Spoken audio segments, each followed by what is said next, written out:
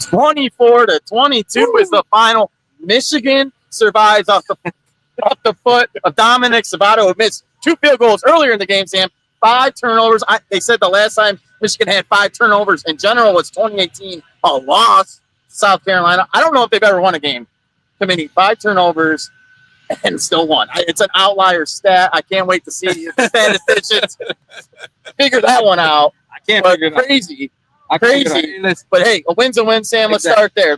Give me your instant feedback. Yeah, that's where you start. You never apologize if you're sorry for a W. It's a complimentary football game, right? You had an offense that I thought coming out of the bye showed you the balance, the progress that you wanted to see with the passing game. I mean, it came out of the gate, and it's a shame that they didn't have any points to show for that opening drive. I thought it was a BS holding call, missed the field goal. You come up empty on that opening drive, and then you come right back and go right down the field to get a touchdown. And so you're feeling really good. I think the offense is feeling really good. Defensively, they did a good job of keeping them out of the end zone, but they were giving up chunk plays, and that allowed, I think, Northwestern to keep in distance early. And then after that, it was the turnovers. Yeah. It was turnover city, man. But again, what did the defense do? Even though they gave up some big plays, they kept getting the stops necessary to give the offense enough chances to put them in position to win this game. And the same thing with Dominic Savato. Missing the field goal early. I'm not going to hold it. I'm not going to hold him the 60-yarder. But you gave him an opportunity to come back and kick a game winner. Complimentary football, Josh. They were able to get it done. They were able to overcome the mistakes. Northwestern's a better football team. You're on the road, figured out a way to win another game despite those mistakes. That is an outstanding thing. Now you still got a lot to clean up, as we know. I want to hit on that. I want to continue this a little bit on. You got to show the battle of this team. They're down. They're losing the game. They're down by a single point. The defense gets to stop. They get the offense the ball back, and then Bryce Underwood, freshman, right? This is his first game-winning drive, right? And then that third down pass, the game seemed in serious doubt at that moment. Yeah. And then to throw that down the sideline to Andrew Marsh. I think he had 12 catches or 189 yards, something like that. So there are two elements to the late game sort of sequencing as far as Bryce is concerned, right? One of them is the moxie mentally, because what I'm watching after he throws 2 interceptions over the middle, I'm watching his body language. Bryce is a supremely confident guy. You've been watching him forever. Supremely confident guy. But he's also, you've been talking about it, human, young guy. He was rolling early in the game, and then it's like, damn, I mean, you can see it on his face. He's like, damn, what's going on? Like, I was hitting early in the game, all of a sudden, I'm throwing it over the middle, and it feels like they got 12, 13 men out there. So, what does Chip Lindsey do? You notice everything now is outside the hashes. He's giving them sprint outs. You're giving him corner routes. You're giving him things going out cuts. You're giving him things to the sideline, right? And then you got to deliver. So you cater to something that is going to make him feel more comfortable as a coach. And then as a player, man, you got to step up and make some plays. That was a terrific throw. And then give your ball players a chance to make plays. And Josh, we've been talking about Andrew Marsh since game 1. Yeah. Before they were playing, it was like, hey, look, you got to figure out a way to get him on the field. Yeah. Even if it's like, okay, we got 5 plays we're going to run with you, and just run these 5 plays, right? Because he is a difference maker type of guy. And we're seeing it, right? That catch he made on the sideline, got both feet in, that's an NFL catch. Yeah. He's their best receiver, and it's not even close. Man. And he's only a freshman, folks. It's amazing to see this connection. 2 freshmen that came in together, and it's only just the beginning. But I know this is game 10, but to see him sort of mature over the season and to become the player he's become, and the sky's the limit, right? Yeah. It can only get better. And imagine what that does, what having a player like that does to a guy like Bryce, especially when you might be struggling with confidence a little bit. That dude, he made a play for him. Like, that's a tough, where Bryce put the ball, it was a good throw, but it's like, Yeah. I mean, you got to make a tremendous catch to catch it. It wasn't like average dudes, even good players. Like, you got to make a great catch to make that, right? And so he put it where a guy who can make great catches is going to make it for him, and he made it for him. So that is, if you're looking for things that you take away from a game where there's a lot to be like, damn, oh God, ooh, a lot was ugly about it. Andrew Marsh is something big that you take away. Another big thing that I took away, I knew RPOs were going to be big in this contest. They knifed them last year with RPOs to the tune of 50 points. And then you can see on film the way their defense, we don't get all intricate with it, but the way they play their defense, you knew RPOs were going to be a prime weapon.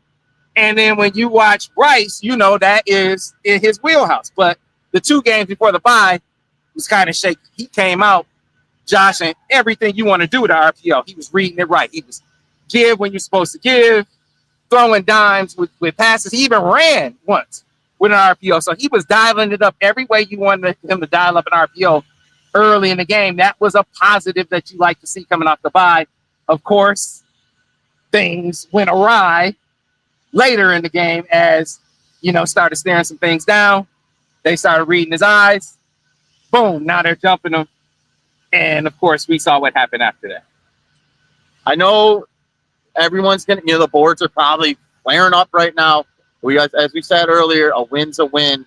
But, man, these past 2 wins, is there any concerns for you? What are your concerns? They're ugly wins, right? So a win's a win, but they're ugly wins. My biggest concern, the health of Jordan Marsh. Okay. The health of Jordan Marsh. You've got to have a healthy Jordan Marsh. And let me hinge off that. Jordan Marshall, is he just like, he's that guy, you think you got him bottled up, he'll get you. He could run the ball 10 times in a row and get you 2 yards of carry, and then he always busts one on. Yeah. He not. I mean, he's just a home run waiting to happen. Yeah, I mean, he's methodical. And he's a classic sort of, he's like Joe Frazier. Like, he's going to bust you in the body and bust you in the body. I like that. And bust you in the body. And then next thing you know, boom. He's going to knock you out. So it's not always going to be haymakers. Like, Justice Haynes is going to hit you with 2 or 3 haymakers. And it's going to be like cancel. But he's going to lull you to sleep with those body blows. But you like the adjustment. You saw how hard Northwestern was triggering on their runs. Like, man, if they give them any kind of misdirection, any kind of fast flow where you take advantage of how they're triggering, it's going to hit. So I thought maybe they'll hit them with some counters or something like that. I tweeted that they hit them with that double slice play that they were killing Michigan State with. So all of that action, all of that split zone looking action that are confusing the eyes of their linebackers as they are fast flowing to what looks like split zone. And then, boom, you saw Jordan Marshall out the gate. I mean, first of all, great play calling. I thought Chip Lindsey was doing a great job sequencing plays, reading what they were trying to do to him. And then you got your Joe Frazier at running back. Unfortunately, he got hurt. And I think if you want to talk about the last turnover, I think that was all about having, this is not a criticism. This is just an observation.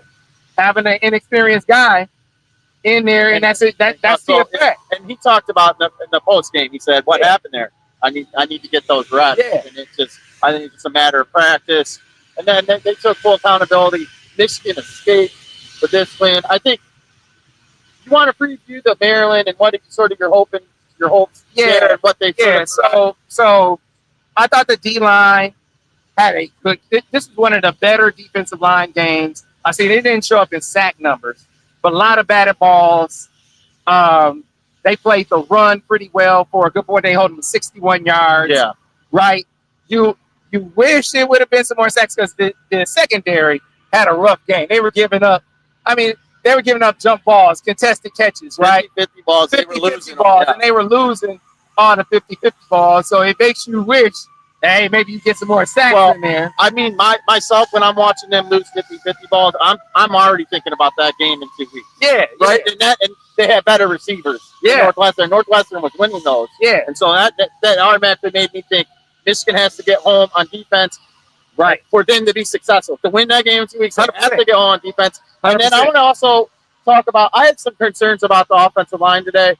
Northwestern was getting pressure in that, especially in the first half. They had the 3 sacks. He got that lucky catch, but he got hit on it. It was and then and then the fumble, right? Gosh, I mean, I just don't know that that's going to get any better. Yeah, tangibly better. It is, I mean, it is what it is at this point. And so, you know, you gotta pick. They gotta pick their spots as an offense. They gotta pick their spots as play caller. Chip has to pick his spots as a play caller. When you are going to say, all right, we're going to dial up some play action, and I'm talking about like a shot play, because it's a gamble. And anytime you do it, anytime you want to do a 5 or God forbid a 7-step drop, can you protect long enough to get the playoff? Right. And a lot of times it's going to be, you're going to have to max it up in order to do it. But now you only got 2 guys out in the route.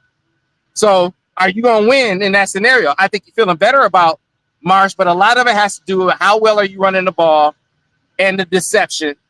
And so, and can the line, can your unit, can your 7 that you're keeping in, can they do a good job of protecting in that scenario? So, yeah, I think it is what it is as far as a protection unit at this point. And it's about, as a play caller, being able to catch them off guard, being able to pick your spot well enough to be able to dial it up at the right time when you take your shot. Because I just don't have a lot of faith that protection will hold up for them to be like deep shot here, deep shot there, shot here, shot there. They just don't have it. I will say this: last against Purdue, right? It was a close game, right? And it was. Bryce struggled. I know he threw two picks today, but he was making the throws today. You didn't really see a lot of balls sail. He had maybe 1 or 2 he wanted back. But for the most part, he was giving his guys a chance to make the play. Whether they did or not, he was giving his receivers a chance to make the play. And that's all you really can ask for sometimes out of your quarterback. And that was sort of what you wanted to see coming into this game. Don't go out there and do it again. Right. He's going to look at the tape. He's going to be like, that linebacker drop back. Read my eyes, got those 2 underneath picks, but take those away. I thought he played a really good game on. Yeah. I mean, Bryce was looking like Bryce. Yeah. Like we were expecting him to look. He was looking like he improved, or like he did improve over the bye. And then he again ran into a situation where he was staring down a couple plays. Well, that's what I shouldn't make the assessment. It looked like he stared down a couple plays. Like that, yes. And they read his eyes and jumped him. And boom. So maybe I don't know if that's for sure what happened. But that's what seemed like it. So you look at that on film and you try to correct it. And you know, you can look at that 1 or 2 ways. Like you can see that, and it could be like the light bulb. Like, okay, I'm not gonna make that mistake again. That's how I think it's going to affect him.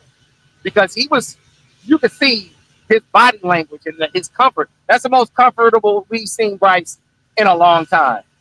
Up until that point in the game. And you're feeling pretty good, even with Jordan out, you're feeling pretty good, like he was going to be able to lead them, and then the turnover started happening, and it got a little dicey. But ultimately, still led them in the end. Game-winning drive. He's got that under his belt. Quarterbacks are remembered by their wins. What do they always put on their resume? Game-winning drives. Right. And this is one at such a young age to get this done. I know it felt like a home game here. I shout out to the Michigan fans, but it's so to me, coming off this game, because I know we got to wrap it up because they're about to kick us out of Wrigley Field. I think it's 50% you want him to work on correcting the mistakes. He did a lot right. The interceptions were huge. They were really, really wrong. You want to correct that. But I think as big as that is the other 50%, you need him feeling like Superman. Like that, one of his best qualities is his confidence, his moxie. But I don't think it's arrogance, but you want that swagger, that presence that he has, and you didn't see it late in this. Like you can see it in his body language. That's why it was great when you had, Rod and Demo and Jay Sean going up and down with the offense and like, hey, y'all gonna get that. It was great that they picked them up because, if you looked at Bryce, if you've seen what the camera looked like, it looked like he was like, man, you can see him feeling it. You don't want him, you don't ever want your quarterback feeling like, but him especially because he's such a confident guy. So, man, be telling him he's the greatest. He still has to work, but you need it, even if you got to lie to him. like, hey, you need that dude feeling like he's Superman. So you need to be building that up as much as you're working on the mistakes that he made. And then defensively, as much as we talk about, hey, you don't want to see a bunch of zone. We saw in some of those 50-50 situations, hey, maybe this is why they were playing so much zone. Maybe this is why they were giving so much cushion, right? You still want them to work on those 50-50 scenarios. And when they do play zone, you know, they're still leaky on some of their zone pressures, man. And that is the issue. They didn't get to the quarterback as much as you like. So that's why you get why they want to send some pressure. But then you see the holes that they have in the secondary. So it's like 6 and 1, half dozen the other. They got to pick their poison. So they're going to have to send some pressure at times. They need to work on plugging some of those holes better than they plugged them to this point. I have a little more faith that they can find a couple of patches in that than I do that they're going to be able to protect the quarterback for any period of time. I think that really is what it is. I think they might be able to find a couple of coverage scenarios that can help them down the stretch here as they try to close with 2 more big. Hey, Michigan's 8-2. Control their destiny. That's going to wrap up our coverage here from Wrigley Field.